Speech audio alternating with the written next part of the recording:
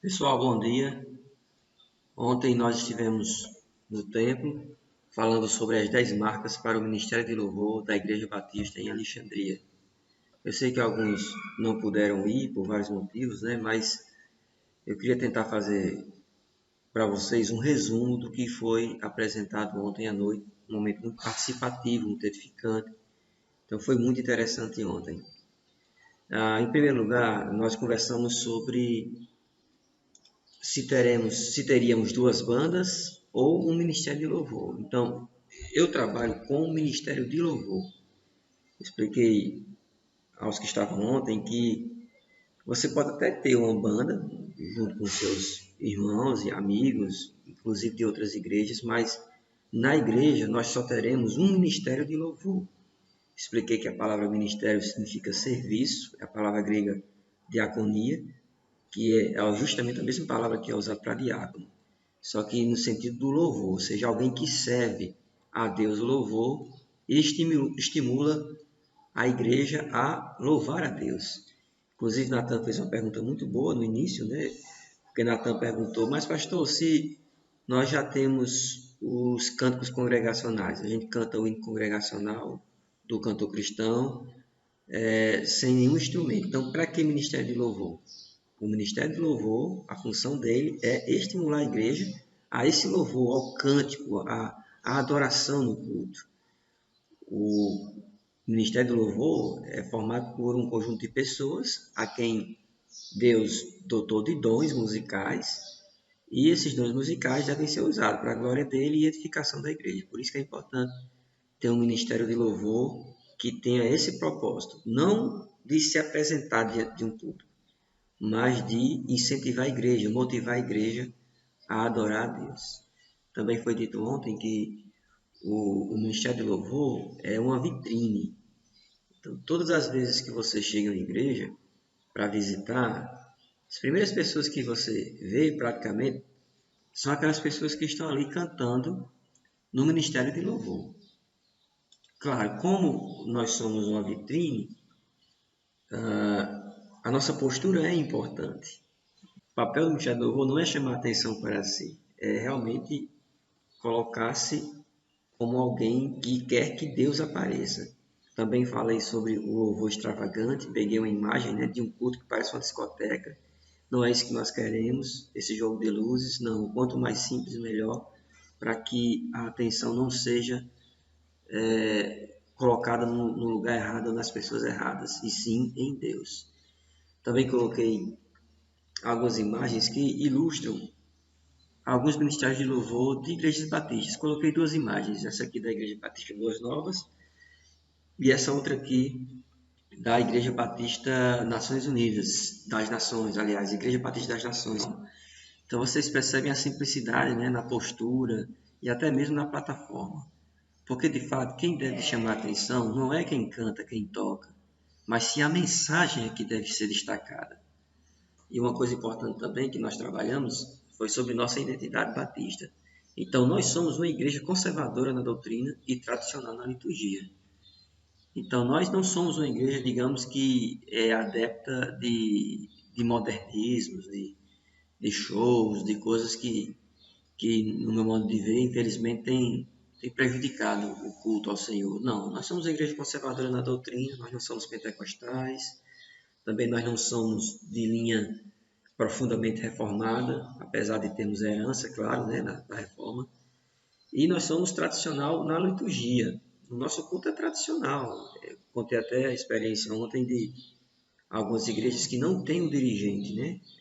O próprio Ministério do Louvor é quem começa, enfim, saúda, lê a palavra. Os membros do próprio Ministério do Louvor fazem todo o culto e depois passa para o pastor.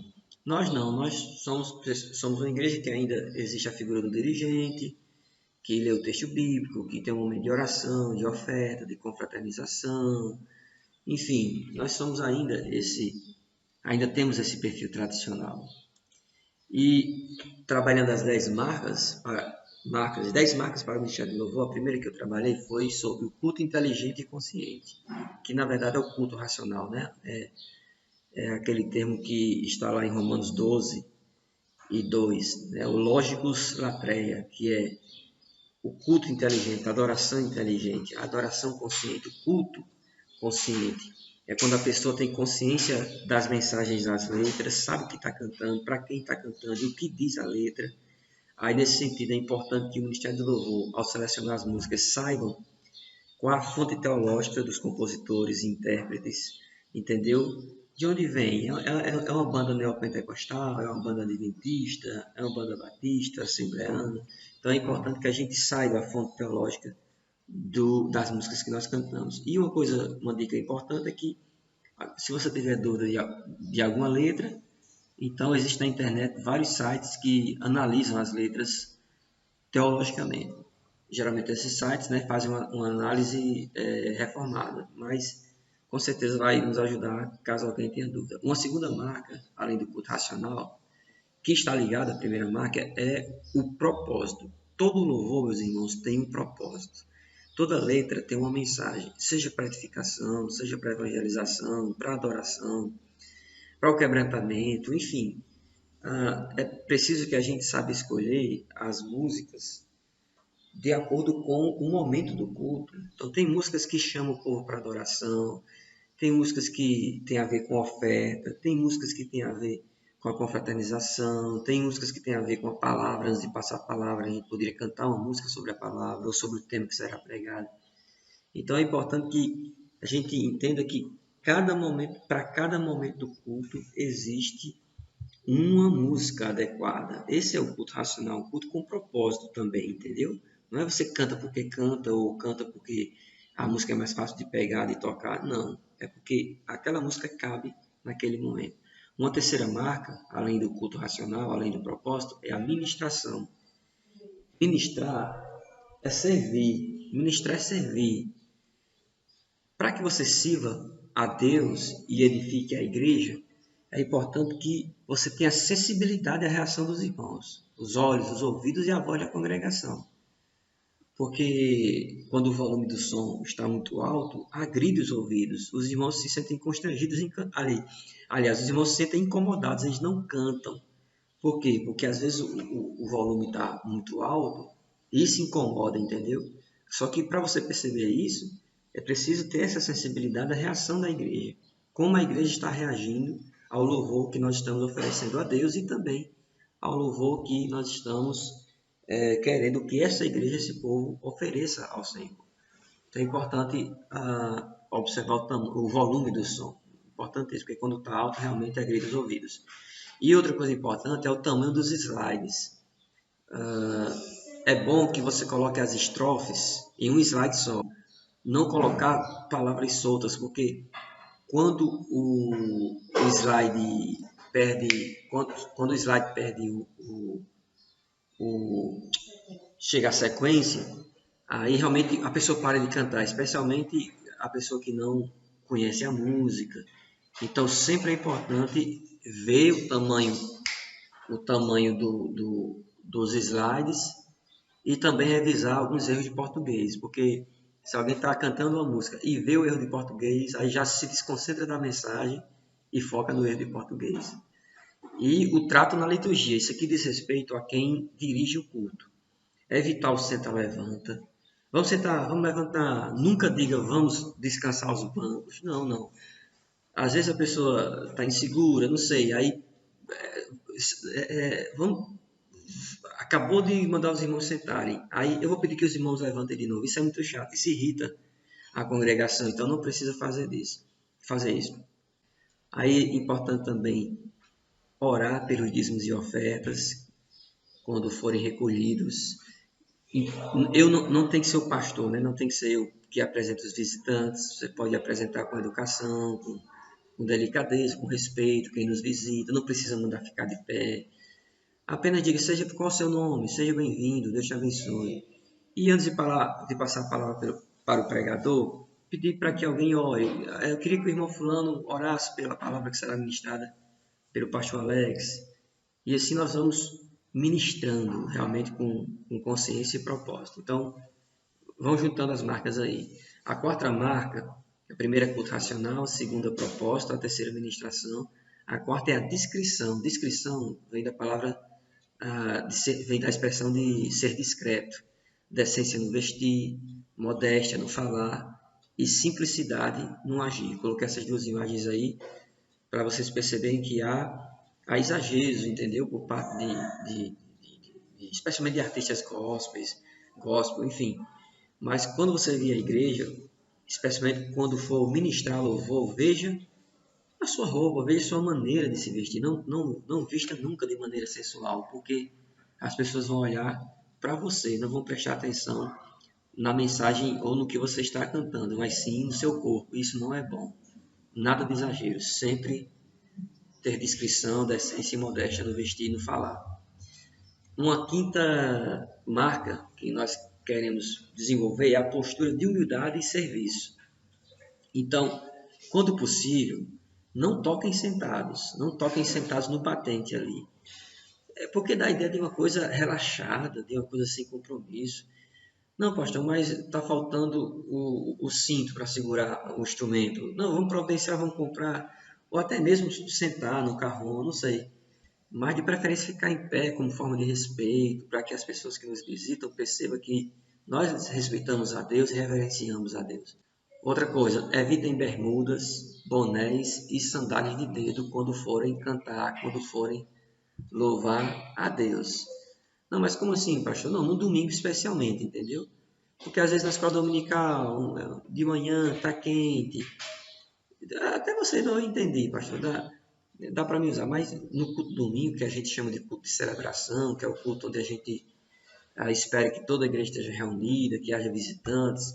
Então é importante que se evitem bermudas, bonés e sandálias de dedo quando forem tocar no culto de celebração. A sexta marca é a oração. Prezem pela oração, orem antes dos ensaios, orem antes e durante o culto e considerem cada louvor uma oração.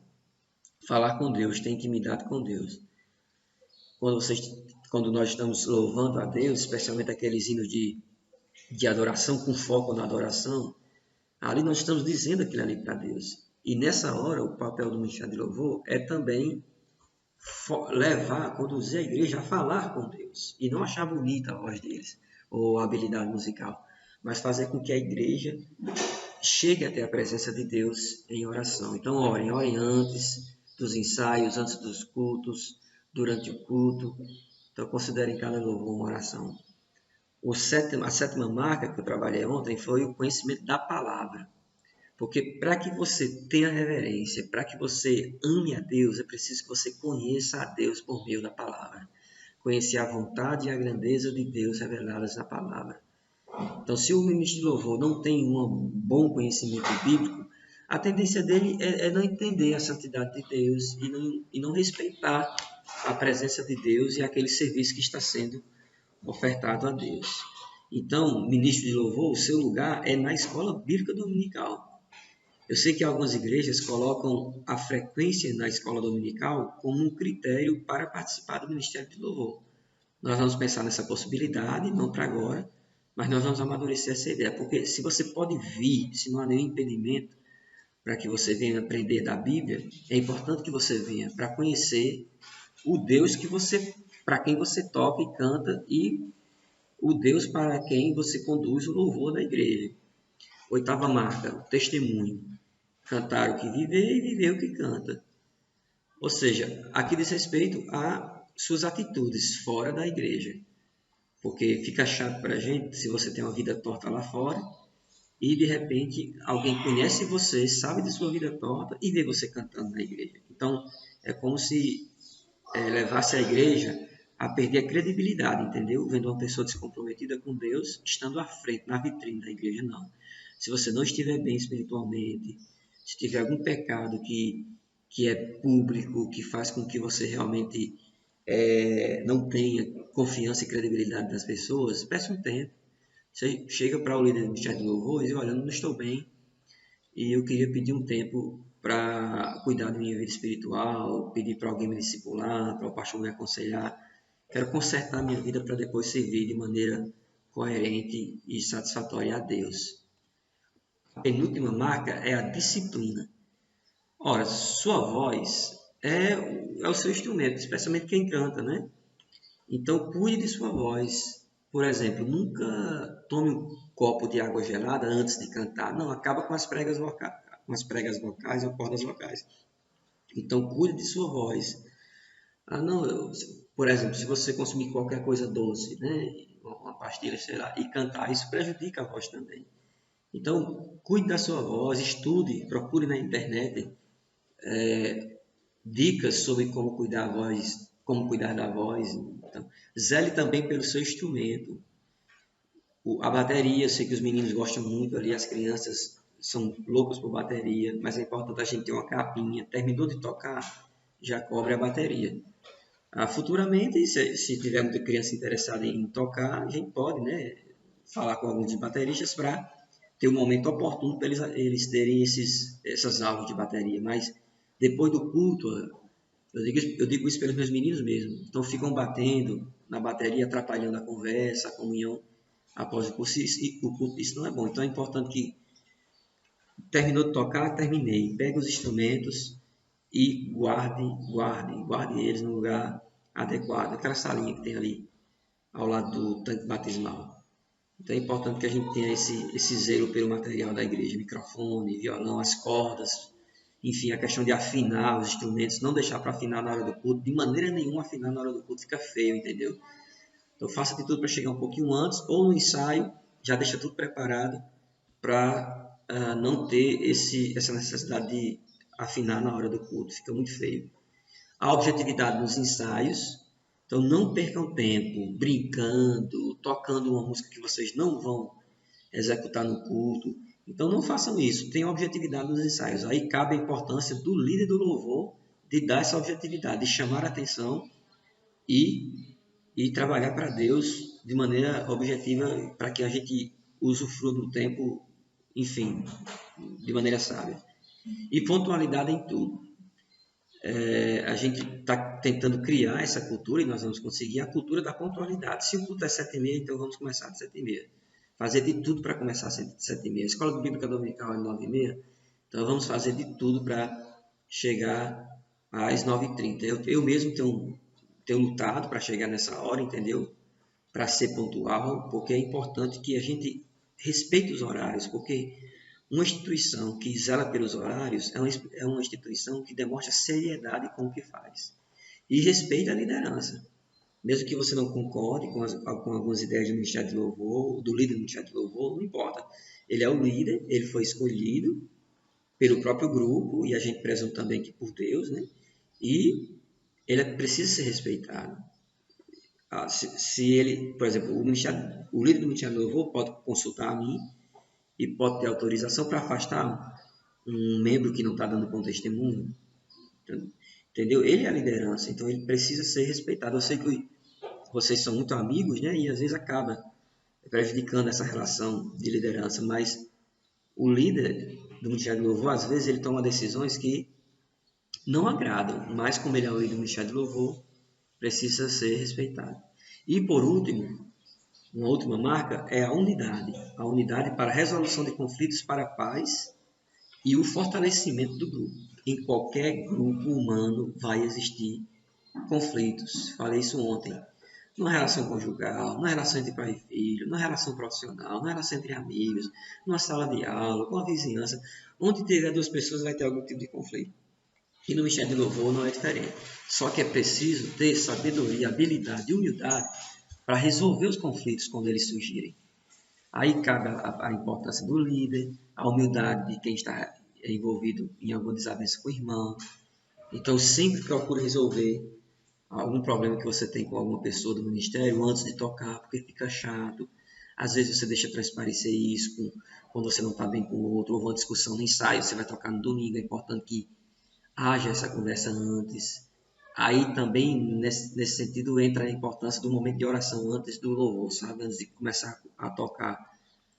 Perguntar, tem alguém que tem algo contra outra pessoa? Vamos resolver aqui antes de tocar.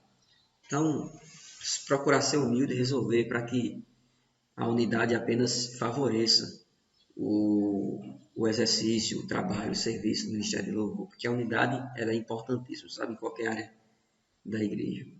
Então, meus irmãos, essas foram as 10 marcas que nós queremos colocar como construtoras da identidade do nosso Ministério de Louvor. O culto inteligente e consciente, que é o culto racional, as músicas com propósito, a ministração, a discrição no vestir, no falar, nos gestos, a postura de humildade e serviço, a oração, o conhecimento da palavra, testemunho, disciplina e unidade. E, acima de tudo, todas essas marcas devem convergir para a glória de Deus. Como diz lá em 1 Coríntios 10, 31. Portanto, quer comais, quer bebais, ou façais outra coisa qualquer, fazei tudo para a glória de Deus. Então, que Deus nos abençoe e que esse serviço que estamos prestando a Ele seja de fato agradável a Ele, que edifique a igreja e que nos dê a alegria de adorar esse Deus maravilhoso com